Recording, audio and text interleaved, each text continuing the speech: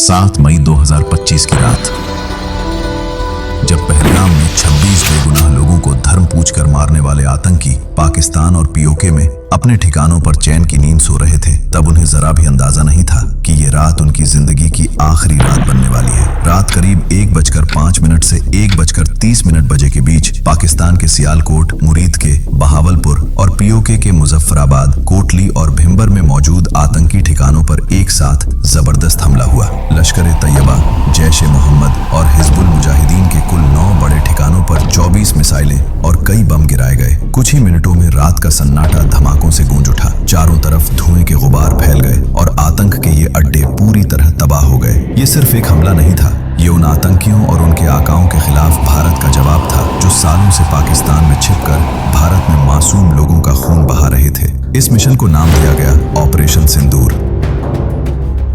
ये उन माओं और बहनों के दर्द का जवाब था जिनकी आंखों के सामने पहलगाम में उनका पूरा संसार उजाड़ दिया गया था। ऑपरेशन सिंदूर को आतंकवाद के खिलाफ भारत की अब तक की सबसे बड़ी और सबसे साहसी सैन्य कार्रवाई माना जा रहा है। पहली बार भारत ने इंटरनेशनल बॉर्डर से करीब 100 किलोमीटर अंदर जाकर आतंकी ठिकानों को निशाना बनाया। इस ऑपरेशन में 100 से ज्यादा आतंकियों के मारे जाने की पुष्टि हुई। इनमें जैश-ए-मोहम्मद के सरगना मसूद अजहर के परिवार के 10 लोग और उसके 4 बेहद करीबी साथी भी शामिल थे। हमला इतना जोरदार था कि सैकड़ों बेगुनाहों की मौत का जिम्मेदार मसूद अजहर खुद टूट गया। यहाँ तक कहा गया कि काश मैं भी इस हमले में मारा गया होता। अब सवाल उठता है, भारत ने पाकिस्तान के अंदर इतना बड़ा ऑपरेशन कैसे किया? इसकी प्लानिंग कैसे हुई और इसके बाद हालात कैसे बदले? आतंकी ठिकाने तबाह होने के बाद पाकिस्तान बुरी तरह घबरा गया। उसने भारत के सिविल इलाकों और मिलिट्री साइट्स पर हमला करने की कोशिश की, लेकिन पूरी तरह नाकाम रहा। इसके जवाब में भारतीय सेनाओं ने पाकिस्तान के 11 एयरबेस पर कड़ी कार्रवाई की।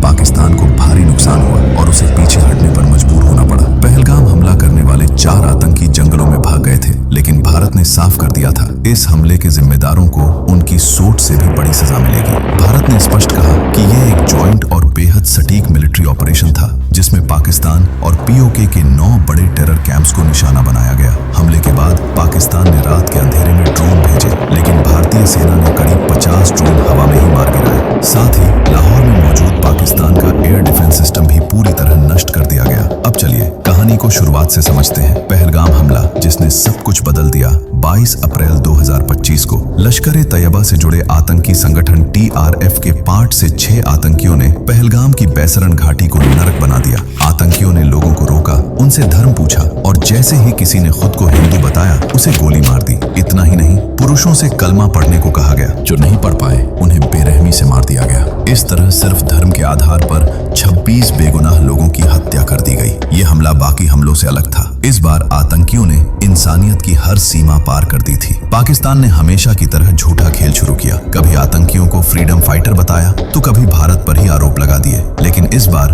भारत ने सिर्फ बयान नहीं दिए, एक्शन लेने का फैसला किया। सबसे पहले कूटनीतिक कदम उठाए गए। भारत ने इंडस वाटर ट्रीटी सस्पेंड कर दी, अटारी बॉर्डर बंद किया गया, वीजा रद्द किए गए, पाकिस्तानी सेलिब्रिटी, मीडिया और सोशल मीडिया अकाउंट्स भारत में बैन कर दिए गए। साथ ही आतंकियों के खिलाफ बड़े सैन्य ऑपरेशन की तैयारी शुरू हो गई। 19 अप्रैल को दिल्ली में एक हाई लेवल मीटिंग हुई। प्रधानमंत्री नरेंद्र मोदी, रक्षा मंत्री Rajnath Singh, NSA Ajit Doval, CDS general Anil Chauhan और तीनों सेनाओं के प्रमुख मौजूद थे। प्रधानमंत्री मोदी ने साफ कहा, सेनाएं जो जरूरी समझे वो करें, पूरी छूट है। इसके बाद RAW और NTRO ने मिलकर पाकिस्तान और पीओके के 21 आतंकी ठिकानों की जानकारी जुटाई। इनमें से 9 सबसे खतरनाक ठिकाने चुने गए। NSA अजीत डोभाल ने 5 मई तक पूरा ब्लूप्रिंट तैयार किया। प्रधानमंत्री ने बिना देरी मंजूरी दे दी। क्योंकि पहलगाम में हिंदू महिलाओं का सिंदूर उजड़ा था, इसलिए इस मिशन का नाम रखा गया ऑपरेशन सिंदूर। हमला कैसे हुआ? राफेल, मिराज और सुखोई MKI भारत की सीमा के अंदर से ही एस्केलप, ब्रह्मोस, हैमर और स्पाइस 2000 जैसे हाई प्रिसीजन हथियारों से लैस होकर तैयार थे। 6 से 7 मई की रात, जब सब कुछ शांत था, ठीक उसी वक्त भारत ने हमला शुरू किया। एक के बाद एक मुजफ्फराबाद, कोटली, सियालकोट, मुरीद के और बहावलपुर के आतंकी अड्डे मिसाइलों की बारिश में तबाह हो गए। सिर्फ 25 मिनट में आतंक के 9 बड़े ठिकाने मिट्टी में मिला दिए गए। नतीजा 100 प्लस आतंकी मारे गए। मसूद अजहर का पूरा नेटवर्क टूट गया। पाकिस्तान की हिम्मत टूट गई। दुनिया ने भारत का समर्थन किया। देश एकजुट खड़ा हुआ। ऑपरेशन सिंदूर सिर्फ एक मिलिट्री मिशन नहीं था,